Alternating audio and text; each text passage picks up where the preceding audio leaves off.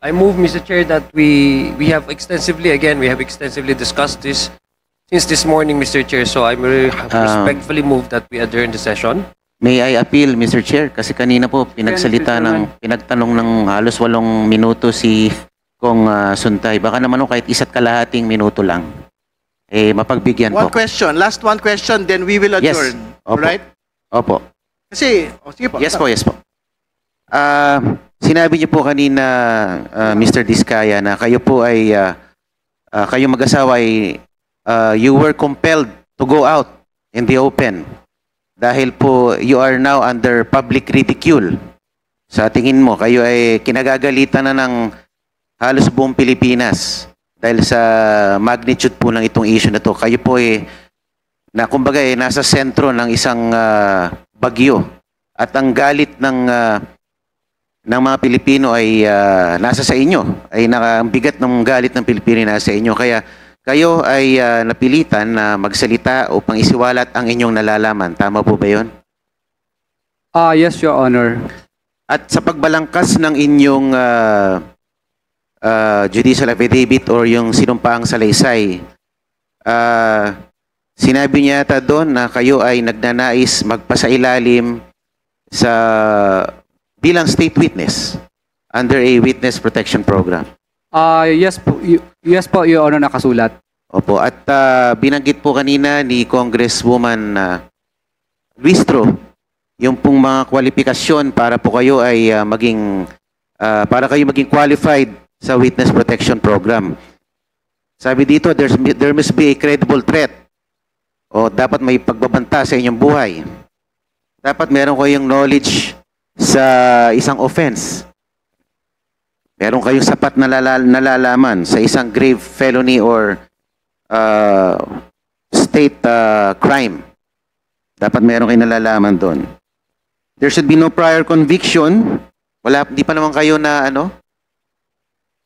nagkaroon ng kaso. Prior case. Na-convict na ba kayo before? Wala pa po. Okay. And there should be substantial corroboration sa testimony mo. At ang huling kwalifikasyon na binanggit ni Congresswoman Luistro, you should appear to be not the most guilty dito sa usapang ito. Bakit sa tingin mo hindi ka ituring na the least guilty dito sa grand scheme of things dito sa pinag-uusapan natin dito sa komite? Bakit sa tingin mo hindi ikaw ang pinaka-guilty dito? Your Honor, wala naman po kaming ghost project kasi ang topic po talaga ay ghost project. So wala po kaming ghost project. At saka hindi po kami most guilty dahil kami po ay napilitan lang pong magbigay dahil po sa hindi ma-implement yung project or ma-mutual terminate ang project o di kaya right of way problem o hindi makakakolekta kapag hindi ka po nagbigay. Okay, thank you. Thank you for the response. Thank you. Gusto na ho namin mag-adjourn but I think Congresswoman Marivic Copilar has a question of privilege that we need to adjourn. But after her statement or question, we will adjourn. Thank you, Mr. Chair. I'm sorry, Mr. Chair.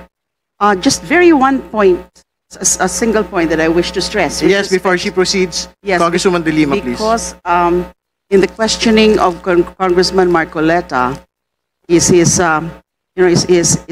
that he is conforming to the desire of Mr. Diskaya to be admitted into the Witness Protection Program as a state witness. Tama po yung mga qualifications na yan.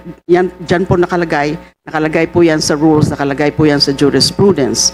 Pero kagaya ho ng sinabi ni SOJ Boying Remulla, isa pa po na importante na dapat ma-comply ng isang nag-a-apply sa state witness protection and as a state witness and protection under WPP coverage is you must tell all. Kaya nga po, I'm already telling Mr. Diskaya that during the next hearing, I still want to question him. Marami pa po ako kailangan tanungin sa kanya Kasi hindi po ako satisfied sa mga sagot niya kanina. And that is tell all, tell all. You must tell all. Hindi ka namin mapapalusot dito kung hindi ganon ang mindset nyo, Mr. Diskaya. So you have more time to do some self-reflection and some discernment. Please. Thank you. All right, Congresswoman Copilar, please. Thank you, Mr. Chair. Mr. Pacifico Diskaya. Yes, Your Honor. Apo. My first question, sa paragraph 17 ng inyong sinumpaang salaysay noong September 6, 2025. Excuse me. Point of order, please. I think the protocol that we had stated is that if you are named in the course of inquiry, and which I think you were named in the affidavit, we will grant the right to reply, but not to interpolate the person that accused you. You may make a statement, Congresswoman Copilar. Okay. My statement is, this is the first time that I saw you. Ngayon lang po kita nakita. Yes, Your Honor. Ngayon lang No, din you po don't kita have to nakita, respond. Your Excuse Honor. me. Point of order. Mr. Diskaya doesn't have to respond. Congresswoman Copilar has the right to reply and nothing more. Yes. Ngayon, my intention here, Mr. Chair, is that honestly, this is the first time I saw Mr. Pacifico F. Diskaya.